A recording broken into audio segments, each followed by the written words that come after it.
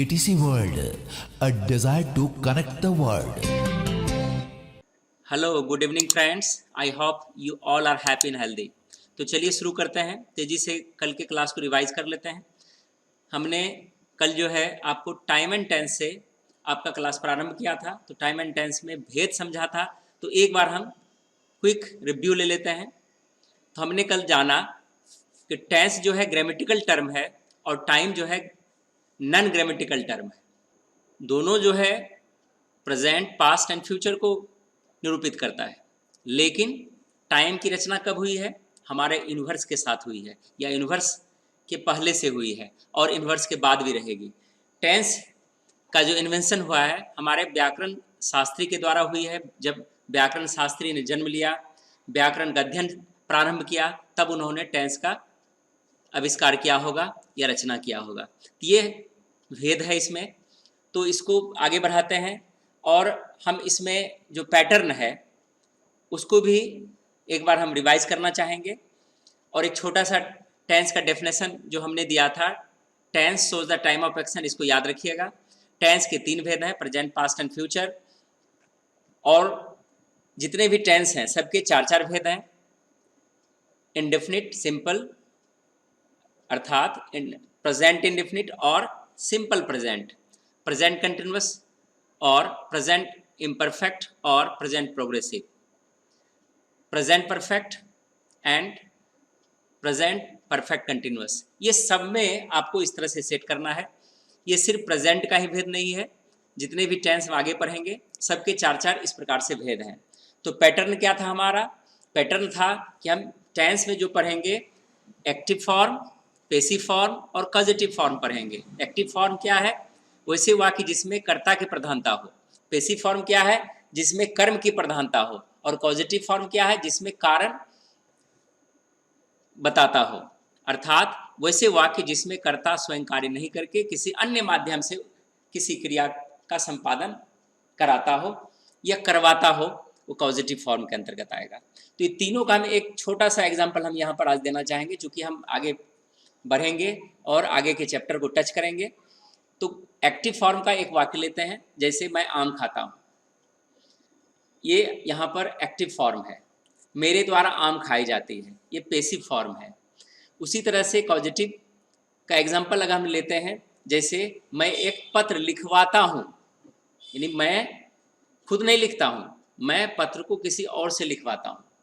सीता राम के द्वारा एक कहानी लिखवाती है, सीता खुद कार्य नहीं करके दूसरे का सहारा लेती है। यहाँ पर इस तरह का पॉजिटिव फॉर्म हम पढ़ेंगे आगे।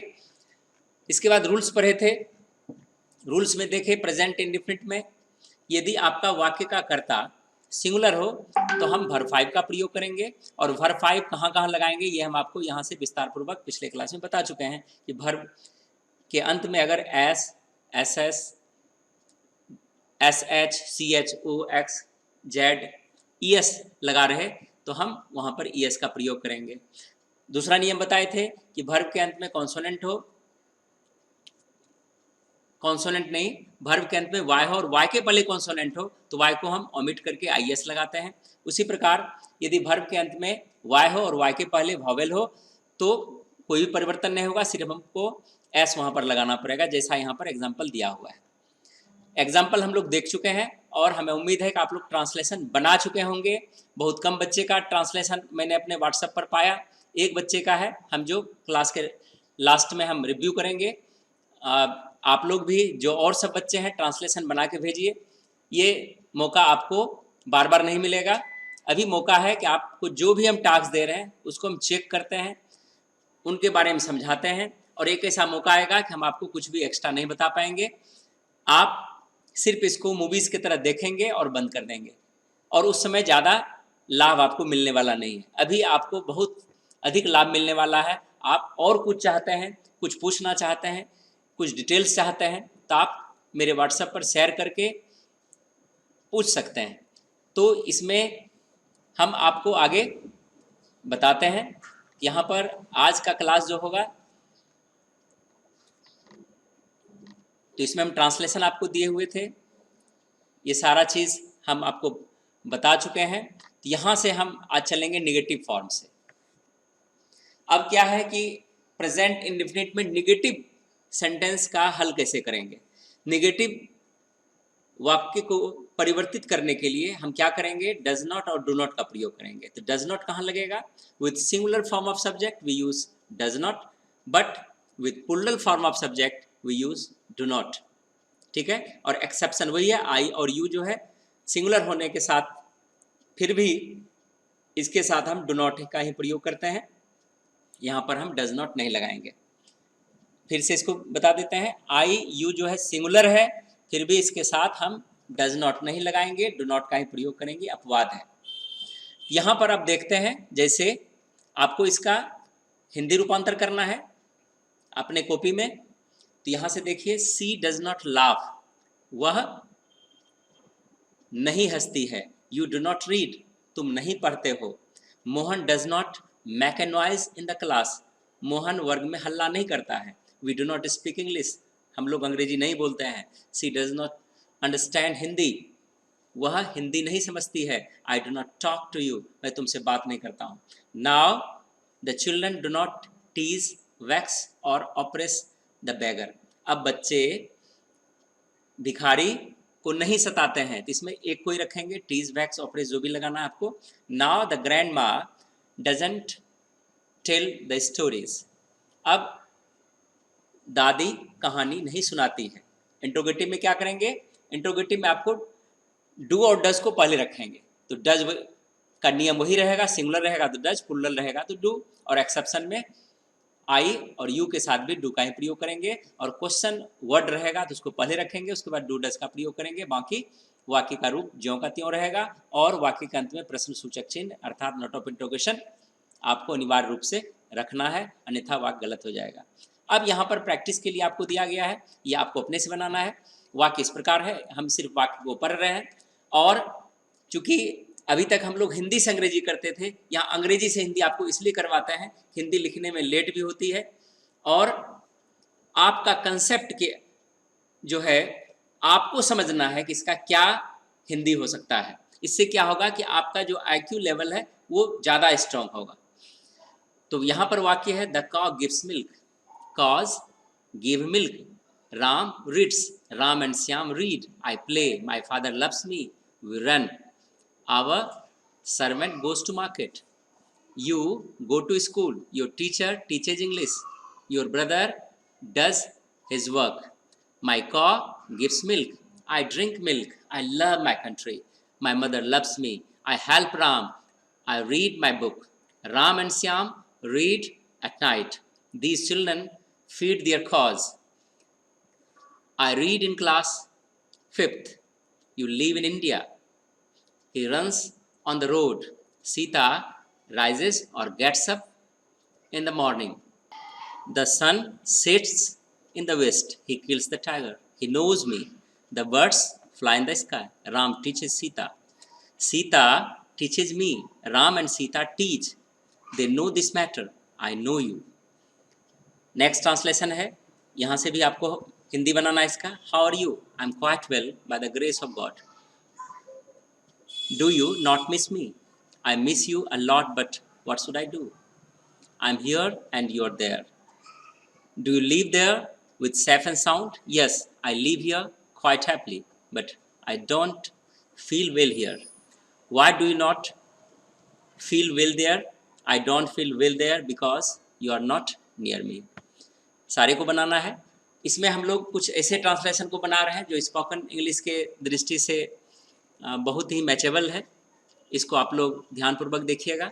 आगे है, do you read, does Sita not laugh in the class, do children not go to school every day, does your father not make you understand, why do you not read attentively, where does he go every day, at what time और at what o'clock do you get up, why does your brother weep, why does the farmer not cultivate the land seriously, why do you laugh at me, why does that old man fret at you। Special forms for translation regarding to present indefinite और simple present। यहाँ पर हम आपको कुछ और स्मरणीय तथ्य आपको देते हैं जो ट्रांसलेशन बनाने में आपको सहायता पहुंचाएगा। जैसे हम कम और गो का प्रयोग करते हैं, कम और गो के बाद यदि स्थान सूचक शब्द आ जाए तो आवश्यक रूप से आपको टू लगाना है, ठीक है। लेकिन कम और गो के बाद यदि स्थान के जगह हियर, देयर, होम आएगा तो वहाँ पर हम टू का प्रयोग नहीं करेंगे। आगे है, यदि वर्ब के बाद नाउन अनकाउंटेबल सिंगुलर हो जाए तो ए एन का प्रयोग आप आवश्यक रूप से करेंगे। जैसे मैं आम खाता हूँ, तो यहाँ पर ये जरूरी नहीं कि हम एक देंगे तभी आप ए लिखेंगे। जैसे आई इट मैंगो बोलेंगे तो गलत हो जाएगा, क्योंकि मैंगो सिंगुलर काउंटेबल नाउन के रूप में यहाँ पर प्रयोग हुआ है। इसलिए अगर ट्रांसलेशन दिया हुआ है कि मैं आम खाता हूँ तो आई इट अ मैंगो आपको लगाना है। ये वर्ब के बाद यदि नाउन काउंटेबल सिंगुलर हो, यानी काउंटेबल नाउन एक वचन का हो, तो आपको आवश्यक रूप से आवश्यकता अनुसार ए या एन का प्रयोग आपको रखना है। आगे है, ध्यान रखना है कि अगर वर्ब के बाद अनकाउंटेबल नाउन आ जाए या प्लुरल नाउन आ जाए तो आपको एन का प्रयोग नहीं करना है। फिर यहाँ से एग्जाम्पल आपका है, सी गोज टू स्कूल। देखिए स्कूल प्लेस है तो गोज के बाद हमने टू लगाया। We go to Patna, Radha comes here. देखिए कम्स हियर यहाँ पर टू नहीं लगा चूंकि हियर था। आई गो दियर यहाँ भी नहीं लगा। Sita it's a mango, mango जो सिंगुलर काउंटेबल नाउन है इसलिए यहाँ पर अगर ए नहीं देंगे तो गलत हो जाएगा। मोहन ड्रिंक्स मिल्क, यहाँ पर अनकाउंटेबल नाउन है इसलिए यहाँ पर आर्टिकल निषेध रहेगा। द चिल्ड्रन परचेज और बाय टॉयज, यहाँ पर प्लुरल है इसलिए यहाँ पर कुछ नहीं लगा। अब है, अगर क्रिया के साथ के लिए या नाने नी जोड़ दिया जाए तो आपको टू प्लस वर्ब वन से कनेक्ट करना है वाक्य को, या आपको फॉर प्लस वर्ब फोर से कनेक्ट करना है। देखिए इसको हम फिर से आपको समझाते हैं। यदि किसी भी क्रिया में के लिए या नाने नी जुड़ जाए, जैसे पढ़ने के लिए, बोलने के लिए, टहलने के लिए, खेलने के लिए, तो आपको टू प्लस वर्ब वन का प्रयोग करना है या फॉर प्लस वर्ब फोर का प्रयोग करना है। ध्यान रखना है कि अभी हम जो भी ट्रांसलेशन अभी देंगे टू प्लस वर्ब वन का ज़्यादा प्रयोग होगा और विशेष स्थिति में हम फॉर प्लस वर्ब फोर का भी प्रयोग करेंगे। जैसे देखिए सी विप्स टू रीड। अब यहाँ पर इसका मीनिंग आपको लिखना है हिंदी में। सी विप्स टू रीड क्या अर्थ हुआ? वह पढ़ने के लिए रोती है। देखिए पढ़ने के लिए, you come to school to make an noise, तुम हल्ला करने के लिए स्कूल जाते हो। My father goes to school to teach English, मेरे पिताजी अंग्रेजी पढ़ाने के लिए स्कूल जाते हैं। That boy weeps to watch TV, वह लड़का टीवी देखने के लिए रोता है। I come here to meet you, मैं यहाँ तुमसे मिलने के लिए आता हूँ। तो हमको उम्मीद है क्रिया प्लस के लिए आपको समझ में आ गया। आगे है, क्रिया में अगर लग जाएगा तो इन प्लस वर्ब फोर ही लगेगा, यहाँ पर टू नहीं लगेगा। ठीक है, फिर से हम इसको बताते हैं। अगर क्रिया में लग जाए, पढ़ने में, खेलने में, ये हम एक बार पिछले क्लास में भी चर्चा कर चुके हैं, तो इन प्लस वर्ब फोर का प्रयोग करेंगे। अगर क्रिया के बाद का प्रयोग आ जाए, आफ्टर प्लस वर्ब फोर का प्रयोग करेंगे। और से का प्रयोग हो जाए तो फ्रॉम का प्रयोग करेंगे। और ये सेपरेशन दिखाता है, जुदाई दिखाता है, अलगाव दिखाता है। और फ्रॉम के बाद भी वर्ब फोर का प्रयोग हम करेंगे। देखिए she is intelligent in reading, वह पढ़ने में तेज है। They are advanced in telling a lie, वे लोग झूठ बोलने में सबसे आगे हैं। Radha is clever in speaking, Radha बोलने में चालाक है, चतुर है। Mohan comes to house from school, Mohan घर से स्कूल आता है। यहाँ पर क्रिया रहता तब वर्ब फोर लगाएंगे, क्योंकि यहाँ पर नाउन आया है। सी प्लेज आफ्टर रीडिंग, सी प्लेज आफ्टर रीडिंग, वह पढ़ने के बाद खेलती है। अब यहाँ से हम ट्रांसलेशन आगे देखते हैं। अब ये आपका होमवर्क है। I do not laugh, I don't sing, we do not dance, you do not read, you don't run, she doesn't sing, he doesn't sing, Ram doesn't sleep, my brother doesn't sing, my brothers है इसलिए don't लगा हुआ है। my brothers don't sing, we don't love you, our servant doesn't work, our servants don't work, you don't know English, your father doesn't love you, your friend doesn't love you, you do not love your country, you don't work, your wife doesn't help you, Sita and Geeta don't work. The children don't run. The children's father doesn't work in the office. The cat doesn't eat grass. The ox doesn't drink milk. She doesn't love you. He doesn't live at Patna. You don't take exercise. She doesn't like you. I don't love you. My dog doesn't bark in a day. I don't know you. I don't know this matter. I don't know English. He doesn't love. I don't wander at night. ये आपका task है। तो आगे देखते हैं। आज आपका class थोड़ा सा लंबा भी होने वाला है। यहाँ पर अनुवाद में अपना अपनी का प्रयोग प्रेजेंट इंडेफिनिट में या और टेंस में बहुत ज़्यादा किया जाता है, तो इसमें कन्फ्यूजन बच्चों को हो जाता है। तो इसको देखते हैं कैसे। द ट्रांसलेशन ऑफ अपना अपनी अपने is followed by the form of subject used in the sentence. They will be as follows कि वाक्य में जब अपना अपनी का प्रयोग हो जाए तो वाक्य के कर्ता के आधार पर उसका अपना अपनी का प्रयोग करेंगे। जैसे आई का, अगर वाक्य में आई है तो अपना अपनी का अंग्रेजी माई हो जाएगा। वी है तो आवर, यू है तो योर, ही है तो हिज, सी है तो हर, इट है तो इट्स, दे है तो दियर। नेम रहेगा तो आवश्यकता अनुसार हिज या हर का प्रयोग करेंगे। जैसे तुम अपनी पुस्तक पढ़ते हो, देखो यहाँ पर देखते हैं, तुम है, तुम का अंग्रेजी यू है, तो यू का क्या हो जाएगा, योर हो जाएगा। तो यू रीड योर बुक। वह अपनी कॉलेज आती है, she goes to her college, सी के आधार पर हर लगा। हम लोग अपने देश में रहते हैं, we live in our country. वे लोग अपने खेतों में काम करते हैं, they work in their fields. Sita अपने रसोई में काम करती है, Sita works in her kitchen. हमको उम्मीद है कि आपको समझ में आ गया होगा। तो नीचे भी आपका अनुवाद लगा हुआ है। She is my sister and she studies in a room. She is very studious girl. She is elder than I and I am younger than her. She always cooperates me in my homework. I never miss any of class. Regularly, I attend it seriously. My father loves me very much. He goes to his office at 10 and my mother cooks for all of us in her kitchen. I always help my mother in her work. I love my parents very much. I hope that I will surely do something better for them. देखिए अब हम लोग बहुत सारे translation का solution अपने से कर सकते हैं और यहाँ पर हमने इंग्लिश से हिंदी का सहारा लिया। यदि आप अंग्रेजी धीरे धीरे समझते हैं तो अपने भाषा को प्रकट कर सकते हैं किसी के समक्ष। तो जो भी हम अनुवाद दे रहे हैं इसमें डे टू डे लाइफ में यूज होने वाला वाक्य है। आप इसको बार बार अपने जीवन में दैनिक दिनचर्या में इसका प्रयोग कीजिए। और प्रेजेंट इंडेफिनिट बहुत ही महत्वपूर्ण है। सिर्फ डिले जो होगी टेंस सीखने में सिर्फ और सिर्फ प्रेजेंट इंडेफिनिट में ही डिले होगी। बाकी जब हम प्रेजेंट इंडेफिनिट को छोड़ करके आगे जाएंगे तो किसी भी स्ट्रक्चर में आपको प्रॉब्लम नहीं आएगा।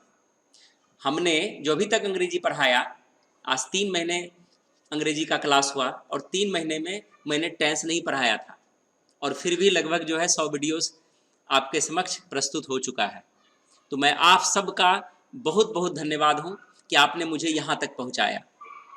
आगे आप हमारी इसी तरह से मदद करते रहेंगे, मैं भी आगे बढ़ूँगा, आप भी आगे बढ़ेंगे, आप भी बढ़ते रहें और मैं आपका सेवा करके मैं अपने आप को गौरवान्वित महसूस करूँगा। तो आप सबको बहुत बहुत धन्यवाद। आप टास्क बनाइए, टास्क को सेंड कीजिए ताकि मैं समझ पाऊँ कि आप पढ़ाई कर रहे हैं। तो आज मैं एक बच्चे का ट्रांसलेशन यहाँ पर रिव्यू करूँगा, तब उसके बाद मैं अंतिम धन्यवाद आपको दूंगा। तो ट्रांसलेशन जो है इस प्रकार से इसको देखते हैं कि बच्चों ने सही बनाया है या नहीं। आप लोग भी इसको विजुलाइज कीजिए। तो देखिए ट्रांसलेशन। आई ईट मैं खाता हूँ, सही है। आई रन मैं दौड़ता हूँ। वी नो हम जानते हैं। यू सिंग तुम गाते हो। यू लाफ तुम हंसते हो। सीता डांसेस सीता नाचती है। आगे है ही विप्स वह रोता है। सी इट्स वह खाती है। दे रीड वे पढ़ते हैं। बॉयज रीड लड़के पढ़ते हैं। ही टीचेस वह पढ़ाता है। द डॉग बार्क्स कुत्ता भौंकता है। डॉग्स बार्क कुत्ते भौंकते हैं। द कॉ इट्स गाय खाती है। कॉज इट गायें खाती है, आई रीड मैं पढ़ता हूँ, बिल्कुल सही ट्रांसलेशन है, अच्छा प्रयास है, एक्सीलेंट है। हैंडराइटिंग प्लस प्रयास के लिए, क्योंकि बहुत कम ही बच्चे भेज पाते हैं। आप लोग भी सुंदर सुंदर हैंडराइटिंग में लिख करके भेजिए और मैं आपका डिस्प्ले करूंगा, और ये डिस्प्ले सदा के लिए मेरे वीडियोज़ में, जब तक मेरा यूट्यूब चैनल रहेगा तब तक आपका भी पार्ट इसमें शामिल रहेगा। तो देखिए, यू टीच तुम पढ़ाते हो, योर फ्रेंड नोज तुम्हारा मित्र जानता है, योर चिल्ड्रन रीड तुम्हारे बच्चे पढ़ते हैं, ही लाफ्स वह हंसता है। इंग्लिश से हिंदी कभी कभी कठिनाई भी होती है, क्योंकि हम लोग हिंदुस्तान में रहते ज़रूर हैं, हमारी हिंदी बहुत कमज़ोर है और हिंदी पर हम ध्यान नहीं देते हैं। सोचते हैं कि अपनी भाषा है, आती है, बोल ही लेते हैं, लिख ही लेते हैं, लेकिन नहीं, हिंदी के सामने अंग्रेजी की कोई औकात नहीं। आप लोग हिंदी व्याकरण पर भी ध्यान दीजिए। वैसे मेरी बर्तनी बहुत ही अशुद्ध होती है, क्योंकि बहुत मुश्किल से मैंने अंग्रेजी में अपने आप को टर्न किया, और जब अंग्रेजी में टर्न किया तो हिंदी साफ हो गया, हिंदी मेरी बहुत कमज़ोर हो गई। और उसके बाद अंग्रेजी को भी छोड़ करके मैंने अपना रुख जो है कंप्यूटर की तरफ मोड़ लिया। जॉब होने से पहले मैंने राइटिंग छोड़ दी थी, तो जिसके कारण हमको बहुत ही इसका हर्जाना भुगतना पड़ा। राइटिंग छोड़ दिया, और जब लिखता था तो उस समय हैंडराइटिंग से बहुत ही प्रेम होता था। अगर किसी पेज में मैं लिखना प्रारंभ करता था और कट हो गया तो मैं उस पेज को फाड़ देता था, फिर से उस पेज को पूरा संपूर्ण पेज लिखता था। जब तक हैंडराइटिंग सही नहीं होती थी तब तक हम उस पेज को राइटिंग करते रहते थे। तो आप लोग भी मेहनत कीजिए। और उस समय हिंदी में कहानी, हिंदी का पोएम लिखते थे और बहुत ही सराहना मिलती थी। तो यहाँ पर छात्रों को क्या चाहिए? छात्र को भी सारी सुविधाएं गार्जियन के द्वारा, उनके अभिभावक के द्वारा, माता पिता के द्वारा उनको मिलता है। उनको चाहिए कि हम किसी भी पेरेंट्स को धोखा न दें। उनको पढ़ने के अलावा और अपने स्वास्थ्य के अलावा और अपना चरित्र उत्थान के अलावा उनको कोई वर्क नहीं है। भले ही आपको डांट पड़ती हो, भले ही आपको गुस्सा मिलता हो, बहुत से ऐसे अभिभावक हैं जो अपने बच्चे को टाइट रखते हैं, वैसा होना भी चाहिए। तो सारे बच्चे से आग्रह है कि आप लोग पढ़ाई को ध्यान दीजिए और फ्रेंड सर्किल से दूर रहिए। तुरंत हम दूसरे से मित्रता बढ़ाते हैं। हम ऑनलाइन में देखते हैं कि बच्चे पढ़ाई पर कम ध्यान देते हैं और चैटिंग वगैरह पर ज़्यादा ध्यान देते हैं, जो बिल्कुल गलत है। आज आप दूसरे से दोस्ती कर लेंगे, दूसरे का नेचर क्या है, उनका चरित्र क्या है, आपके साथ धोखा हो सकता है। तो मेरे इन बातों को बहुत ही सीरियसली आप लोग ध्यान देंगे। जितने भी बच्चे जुड़ते हैं, पढ़ाई पर विशेष ध्यान देंगे। पढ़ाई से रिलेटेड अगर कोई प्रॉब्लम आती है तो हम आपके साथ हाजिर हैं। तो आगे देखते हैं कि यहाँ पर हमको गलती नहीं दिख रही है कोई भी, क्योंकि वीडियोस बहुत बड़ा हो जाएगा।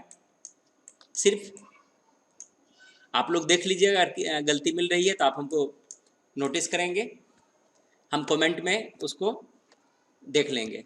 बॉयज़ में लड़के दौड़ते हैं, योर सन रन्स तुम्हारा पुत्र दौड़ता है। तो हमको लग रहा है कि इनका सारा ट्रांसलेशन आज 100 में 100 सही है, एक्सेलेंट है। और जो मैंने आपको बताया उस पर ध्यान दीजिए।